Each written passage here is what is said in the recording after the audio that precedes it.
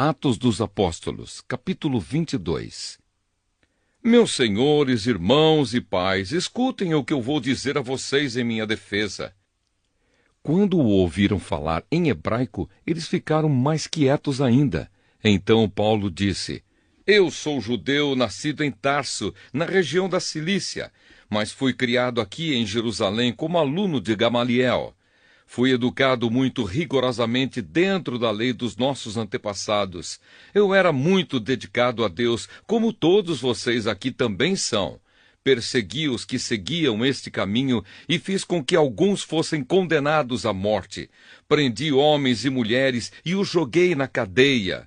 O grande sacerdote e todo o conselho superior podem provar que estou dizendo a verdade, pois eu recebi cartas deles, escritas para os irmãos judeus que moram em Damasco, e fui até lá para prender os seguidores deste caminho e trazê-los presos concorrentes a Jerusalém, a fim de serem castigados. Paulo conta a sua conversão. E Paulo continuou: Eu estava viajando, já perto de Damasco, e era mais ou menos meio-dia. De repente, uma forte luz que vinha do céu brilhou em volta de mim. Eu caí no chão e ouvi uma voz que me dizia: Saulo, Saulo, por que você me persegue?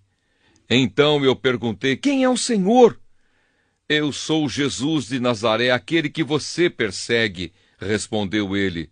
Os homens que viajavam comigo viram a luz, porém não ouviram a voz de quem falava comigo. Eu perguntei: Senhor, o que devo fazer? E o Senhor respondeu: Levante-se e entre na cidade de Damasco.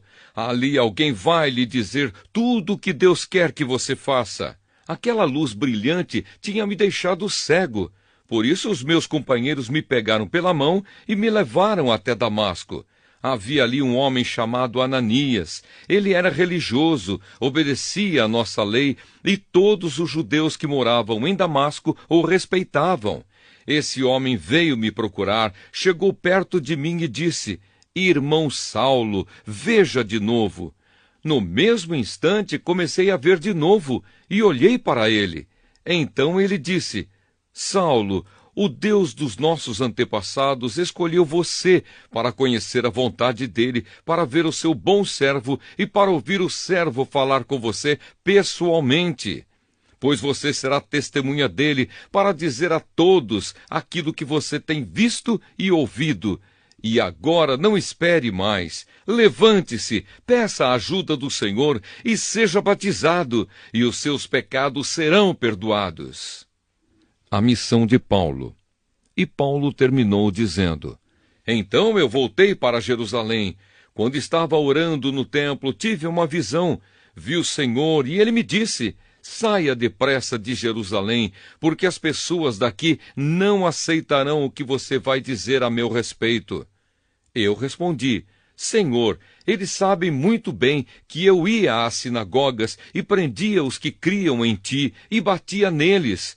Quando estavam matando Estevão, que falava a respeito de ti, ó Senhor, eu estava ali, concordando com aquele crime, e até tomei conta das capas dos assassinos dele. Aí o Senhor disse: Vá, pois eu vou enviá-lo para bem longe, vou enviá-lo aos não-judeus.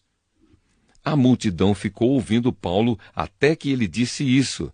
Mas aí eles começaram a gritar com toda a força: Matem esse homem! Ele não merece viver!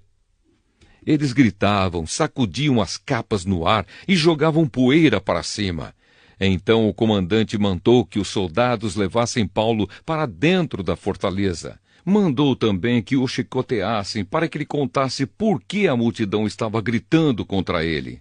Porém, quando o estavam amarrando para chicoteá-lo, Paulo perguntou ao oficial romano que estava perto dele: Será que vocês têm o direito de chicotear um cidadão romano, especialmente um que não foi condenado por nenhum crime?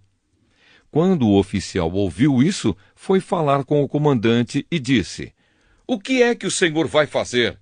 Aquele homem é cidadão romano. Então o comandante foi falar com Paulo e perguntou: Me diga uma coisa, você é mesmo cidadão romano? Sou, respondeu Paulo.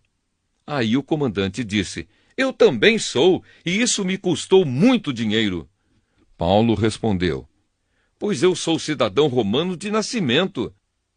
Imediatamente os homens que iam chicoteá-lo recuaram, e o próprio comandante ficou com medo ao saber que Paulo era cidadão romano e ele tinha mandado amarrá-lo. Paulo diante do Conselho Superior. O comandante queria saber com certeza por que os judeus estavam acusando Paulo. Então, no dia seguinte, mandou que tirassem as correntes que o prendiam e ordenou que os chefes dos sacerdotes e todo o Conselho Superior se reunissem. Depois, mandou que trouxessem Paulo e o colocassem em frente deles.